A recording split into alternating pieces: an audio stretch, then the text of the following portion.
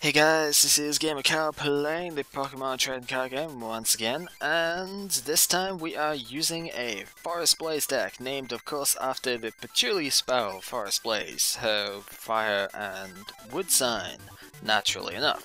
Now, I'm not sure how well this deck is going to run, because, yeah, looking at it, it should be kind of okay, but at the same time it might well completely fail.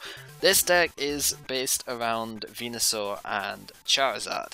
That is literally the only two, like, fire and grass lines respectively. The other four cards are all Kangaskhan, as I will show here, because I'm really looking to get a very fast setup in terms of drawing, and they are pretty tanky, which is good because Bulbasaur is not tanky at all, and Charmander is not really the best start here. Of course, most of my deck is, well, at least half the energy are grass type because Venusaur needs grass type. Charizard's energy burn thing can, or whatever it was called, energy burn, can transfer grass energy to fire energy. And this is where the core idea of the deck is. I'm actually going to change this a little bit further. The core idea of this deck is that Venusaur's energy trance lets you switch grass energy around freely around all of your Pokemon. So my idea is to use Energy Trance to take all of the grass energy that I'm attaching, hopefully one per turn or one every 2 turns or something, and get those onto building up a Charizard, which will then Fire Blast every turn and one-hit KO everything, basically. And the idea is if I build enough energy up on the field, then I can keep Charizard attacking once every turn rather than every 2 turns, and it works perfectly fine. I have obviously 4 double colorless as well, because they can get transferred to fire energy too, and the token fire energies are only really there for Charmander's Ember, and I'm hoping I don't have to use that either, but we will see. So, with that done, let us go ahead and start this thing. So we've seen a lot more of the trainers now, so we might well see people we have already seen, and it looks like we will here. This could be a couple of people, and I'm thinking it's not one of those that we've not seen. Yeah, this is Matthew. This should be an easy game because Matthew is mostly weak tanky Pokemon. They have a lot of HP, but then quite a few of them are grass weak, so Bulbasaur should have a field day. It does kind of screw up my setup style though, and yeah. Well, I don't really need it right now. I have Charmander, I have Charizard, I have a breeder in here of course as well. I've got 2 Pokemon breeder, because I'm using 2 stage 2 lines, it sort of makes sense to have breeder. And it's a Geodude. Well, that's not that scary, actually. Double colorless. I might well trade for Charmeleon instead of Charizard at the moment, because I have no real use for Charizard immediately. I don't have Venusaur. Charizard is supposed to be the later game card, and I don't really have that option available right now. So I might just go for Charmeleon, because I can attack with it next turn. And that might be a good idea, because this is going to hurt. Having said that, Charizard has a fighting resistance. Okay, so what I'm gonna do then, I think, is I'm going to trade away Kangaskhan and I'm gonna get myself a Bulbasaur. Because I have Pokemon Breeder, I can just go straight to Charizard. And that sounds like a good idea right now, because he does have that annoying option of Graveler Rock Throwing for 40 damage, which is now going to be 10 damage because Charizard has a resistance. Which is pretty cool. If he didn't get this Graveler set up so quickly, then I wouldn't be so worried, but unfortunately he has, so that's just the way the game goes. Now, I know I could have attacked that turn, but I want to try... You are a dick. Seriously. That is not nice, man. This is why Bulbasaur sucks though, because 40 HP is not high enough. You are a dick. And as for, just because of that, ugh. Anyway, trader, I'm gonna get another Bulbasaur now. I was hoping not to have to do that, but unfortunately I do. So we're going to have to do that, and I am going to fire spin your freaking ass out of here. Try not to discard double colorless energies unless you have to, because Charizard does state 2 energy cards, not 2 energy. So discarding a double colorless still means you have to discard another energy as well. So try not to do that. Bill, come on, I need something useful here. Professor Oak is pretty useful, I'm not going to lie. Super Energy Retrieval would be as well, but I've not got that many energy in the discard, so that sort of sucks. Because I only have the 2 grass, and Super Energy Retrieval is excessive for that. You can't get double colorless back with it, so yeah. I kind of want to use that Professor Oak though, so I'm going to go ahead and do that. It probably means I'll have to discard a double colorless this turn, and that's annoying, but what can you do?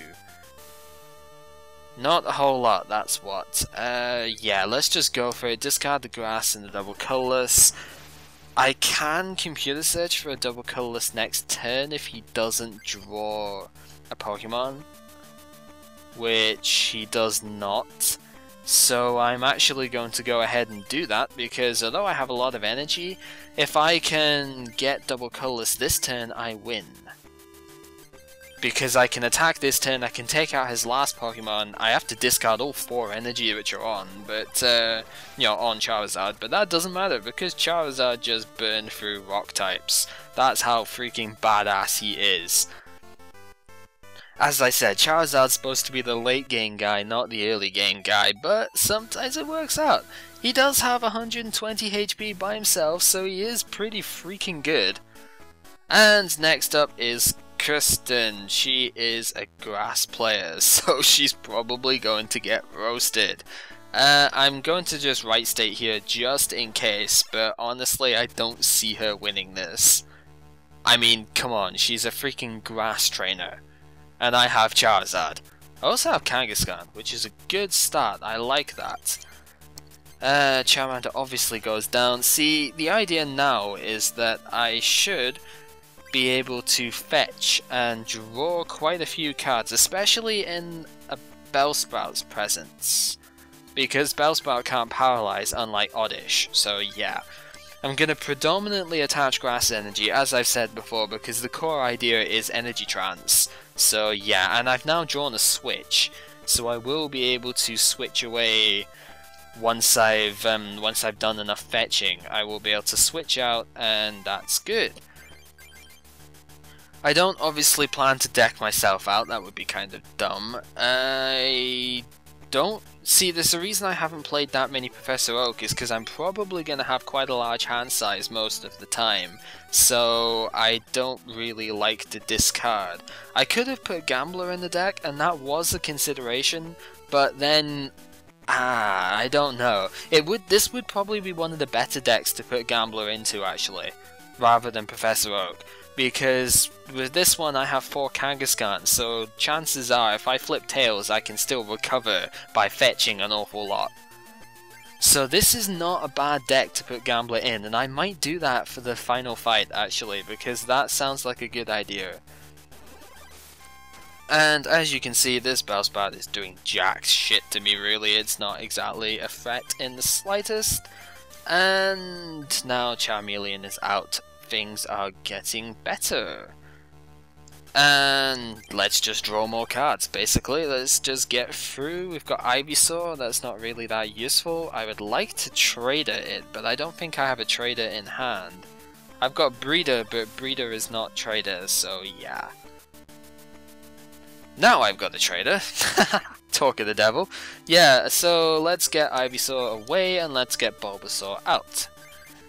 If I can, then I'll probably get Venusaur out pretty soon, and that would be very nice. I obviously don't really want to discard my Breeder, so I would probably discard this, maybe the Fire Energy, and Computer Search will discard Energy Retrieval. Something like that. Charmeleon of course has a hell of a lot of energy on it by now. This is one I want though, I want to be attaching Grass Energy most turns, So this is, yeah, it's a positive situation at the moment. I mean, it's a very slow start, and I must admit, it's not the most interesting of starts. Hey there, Bulbasaur, how would you like to be traded for a Venusaur? Because you know what, that's what's gonna happen. This is good, because now I could get Charizard out as well. But Charizard's excessive in this game, so... I don't know, it's kind of pointless, to be honest. Right. So now I've done enough setup, I think. I'm going to switch out. I'm actually going to switch to Venusaur, because why the hell not? And now Venusaur's Energy Trans, as we've said, it's basically that. Put all the energies onto it, and Solar Beam for 60. Which is good. It's an instant KO. And it's going to one-hit KO all of her Pokemon, so... As I said, it's kind of excessive to have Charizard out this game. What this does mean for me now, though, is I can computer search another switch, which is very helpful, because if I do get paralyzed, I can switch out without any issue, and Charmeleon can easily KO these dudes as well, so yeah, it's all good right now, all good. But she does not paralyze me, so that's completely unnecessary as well, which is excellent. I don't like being paralyzed, obviously, so yeah. Charmeleon getting more energy, it's not really much else to say for it. This is what happens, this is what my idea was. Get Kangaskhan out, get the evolutions and stuff going, and just run with it from there, really. It's all that's necessary. And she does paralyze me this time, so I am gonna have to computer search a switch here. That's fine. There's no harm in doing that. Bulbasaur, how would you like to be discarded? You've done nothing apart from the first Bulbasaur I traded for, and then the others is just like, nah, whatever. You know what? Let's end this with a complete bang. I have that there as well, so let's go ahead and get ourselves a Charizard. Place down the Charizard. Go with switch so I can switch out to said Charizard and then use Energy Trans in order to get these over and Fire Spin the hell out of this. 4 times the amount of damage that was necessary, total overkill, I don't give a damn. That looked awesome. So yeah, that is the premise of how this deck is supposed to work. So yeah, one more and we win overall, which is very, very good. And, of course, it's Ronald again, because that's just it, it's level 8 Mew belongs to him apparently, and let's go ahead and make that deck change, which I was going to. We're going to take out the Professor Oaks, and I'm going to put in Gamblers in their place. As I said, I don't really like Gambler that much, because of course it's a coin toss, and that never works that well, but with Kangaskhan you can get away with using Gambler. So if I do have Kangaskhan out, then it's not a terrible idea to run that, basically. Save it again, and yes, we are ready to go, so let's go! And I think he uses the same deck as last time, because it's called the same, I'm pretty sure it's the same deck. No basics, that kinda sucks, but whatever. He obviously does have a basic, so that's fine by him. And what have we got? We have got Charmander and we've got Bulbasaur. Well, I only have one grass energy, so Charmander it is. I'm gonna hope he doesn't have a water type, because that would suck. I've got so many double colorless energy in hand though. If I could get Charmeleon, this would be nice. It is typical, however, that he has that. Okay, I'm gonna put the double colorless down, because I want to try and get Bulbasaur charged up here. Because if he's got Geodude out first, then... yeah, Bulbasaur would be good right now. Fire's not good though. What else does he have? Only Geodudes. Yeah, I really want to get Bulbasaur going here. Because Bulbasaur would almost one-shot these guys, and that would be fantastic. He doesn't have the fighting energy, and that is also good for me, so I'm happy with that. Double colorless on the Charmander. I'm looking, of course, for the grass energy. If I don't get the grass energy, then I get Charmeleon, that's also good. Ugh, Chansey, no! No! Why, Chansey? Oh, Kangaskhan. Hey, that's not a bad idea. It is fighting weak, however, so let's not use it just now. If he brings out Chansey, then I'll probably put Kangaskhan up then. And it looks like he will put Chansey up fairly soon. I've got all the double colourless energy in my deck here. That actually means I could attack with Kangaskhan, and that is good. I could Comet Punch with the Kangaskhan right there. That would be very helpful. And that grass energy I think is going to go on to Charmander, so I can retreat it for just one energy. Especially because he's got Scrunch on the go, and I can't do much against that. So grass energy on Charmander, retreat for the single energy, and I'm going to go ahead and fetch. So let's see if I can draw into some good stuff, and Charmeleon is good stuff, so that's a nice start. Oh, so many Chansey! Why? He just discarded a card to get a single energy. He's going for the double edge here. That could be pretty scary. But I can tank one double edge with this guy, so I'm not worried at all. Since when am I ever worried about that sort of thing? Seriously. But what I would like to do is I would like to get this out. But I need Trader. I don't have Trader, so I've just got to keep on going. And we get Breeder. Oh, yes! Okay, so now I can get it out. Fantabulous. I like. Professor Oak, yeah, you might as well get yourself a new hand because your old one was shite. Or non-existent, one of the two. Screw you! Screw you. It doesn't really make a difference because Venusaur can Energy Trans next turn, but ouch. That hurt a lot. Hurt him a lot too though, and if he wants to KO Kangaskhan, he's gonna have to KO himself as well. So I'm not scared at the moment, but I don't have many grass energy on the field. That is my only real concern, is that I don't have enough grass energy going at the moment. I am going to go ahead and Pokemon Center here actually, because I have no damage on anything except Kangaskhan, and Kangaskhan had no energy on it. So it's a win-win situation. Double Colorless is going to go back on Kangaskhan. I could go for the knockout here, you know, that's a good idea. Venusaur Energy Trans going to take the 2 energy, which I can move, put them on Kangaskhan, that's 4 energy on it, Comet Punch, need 2 out of 4 heads here.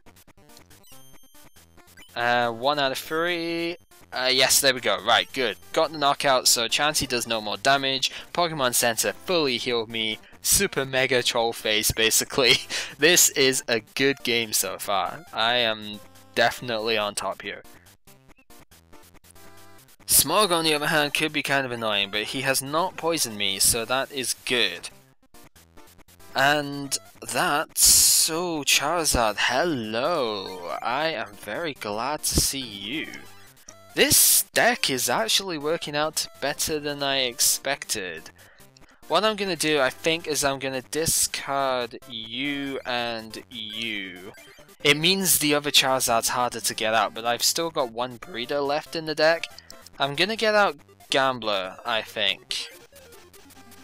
And I'm going to use the switch now so that I can get out to Charizard. And we're going to hope to get heads here. Which I do, so now I get 8 cards.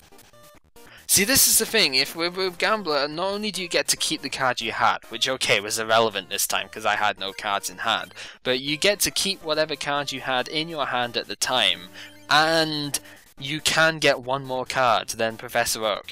But of course, you could also get 6 less, so it's not that great, but still, it's there. I can computer search an energy next turn, that is pretty helpful. Venusaur's Energy Trans, I'm gonna get this to here. And I am going to Fire Spin. As I said, this was the idea of the deck, was to use Venusaur. It was supposed to be a little bit more set up first, but I've been getting double colorless all game. And there we go, Grass Energy. Oh, Chansey can tank 1 though, that sucks. I should really try and hit it with something else first, because I don't want Chansey tanking a freaking Fire Spin to the face. I mean, come on, it's Fire Spin, it's supposed to 1-hit KO everything. So, Kangaskhan, get in there, do some stuff. Yep, Energy Trans. it's a very decent setup because Venusaur can attack pretty nicely by itself as well. 60 damage for the 4 energy of the same type is expensive, but holy crap, I'm getting a lot off of this. 60. Sweet as. Wow, this game's just gone like perfect. He's retreated, that does not matter, because next turn I can just flat out smash him with Charizard, because I have one last switch. This is why I'm playing so many switch, because everything in this deck has got super high retreat costs. So yeah, you can kind of see switch is important. And of course, Energy Trance is 2. Muck would sort of screw this deck up because of course I rely on Charizard and Venusaur's powers, but Muck is not that bad. Venusaur can almost one-shot it, and yeah, my cards have a lot of HP, so I could take it down. It's just, it's a problem Pokemon, but it's not that bad. Anyway, that is game 1, so yeah, this deck really worked. I think it worked mostly because of the Kangaskhan though. The Kangaskhan setting up definitely worked wonders. As you saw, the first game didn't go as well because it wasn't a setup start, but then the other 2 games went beautifully, so yeah. No, you didn't get a bad deal, you just sucked. You always say that, so whatever. And our prize is the level 8 Mew. Level 8 Mew is a very good card against particular deck types. It would be exceptionally good against the deck I've just been playing. Although Kangaskhan wrecks it, but whatever. It's only got 40 HP and it's got 1 retreat cost, and its attack only does 10 damage. It's 10 damage plus paralysis, however, so it's not terrible. But what makes it amazing is this power right here. If the opponent is not a basic Pokemon, they cannot touch you whatsoever. So evolution heavy decks do not stand a chance against this Mew. Of course, colorless evolutions make it a stalemate because they have psychic resistance, but you know, it's not really the point. Any deck which focuses entirely on evolutions completely screws up against this card. The kind of catch in the end is that one of the best decks of the metagame was Haymaker, which was all basics pretty much. As basics and Wigglytuff, which I will probably build at some point. I think I do actually have a plan of doing that, but yeah, it's one of the only decks that would truly mess it up. Everything else is like evolution heavy. So yeah, very good card. Usually I wouldn't play more than one of it though. But still, excellent nonetheless. Do we have any more mail yet? Because that would be interesting. No, we do not. That is not nice. Anyway, this is the end of this video thing, because yeah, we managed to win the level 8 Mew, and all is well with the world as a result. So, after dancing around in the foyer area, where are we going next? I have a feeling that I want to take on this one next. Most people end up leaving the Psychic Club till last, but I'm more than obviously capable with pretty much every card in the game of beating this place out quite handily now, so yeah. Gonna build a new deck for it though, so that's obviously there. Or do I want to do this one next? I mean, I kind of want to do it next just because it's there, but no, let's do a different one next actually. Let's go Lightning next, because why the hell not? There's actually something I can do in here just before doing much else, and that was this guy. Because I've gotten 5 Electabuzz now, I think it is 5 or 6, I obviously can trade one of these away, and we get ourselves level 20 Electabuzz. Which is alright. It's not as good as the 35 Electabuzz, but then the level 35 Electabuzz is just about best card in game, so it's kind of difficult to be better than that, or at least par with it. If it had 1 retreat cost, then it might be just about okay, but otherwise it's an okay tanker, because it's got 60 HP and it halves the damage that an opponent does to it next turn. So it can tank pretty hefty hits, especially because it rounds down as well. So actually a 110 damage attack will only do 50. So it can survive everything in the game, short of super effective 60 attacks like Avalanche and Seismic Toss. But the thing is, its attack is really lame, and with it having just two retreat cost, I don't know, the only deck I could really see it working in would be a pure fire deck, because especially if you're using Flareon, you've got double colorless in the deck anyway, so it can run off a double colorless quite nicely. You don't have to have Light Screen, but it's not a great attack for it. So I don't know, I don't like it really, and I'm not likely to show it off. So yeah, sorry for that, but it's because it's a crap card, basically. But anyway, yeah, changed mind and gonna do this one because of the deck types I'm gonna be building. Yes, I have actually planned this out here. So, this has been gamercal playing the Pokemon trading card game, and join me next time when we go and take on the Lightning Club with a new deck. Should be good fun. See you later.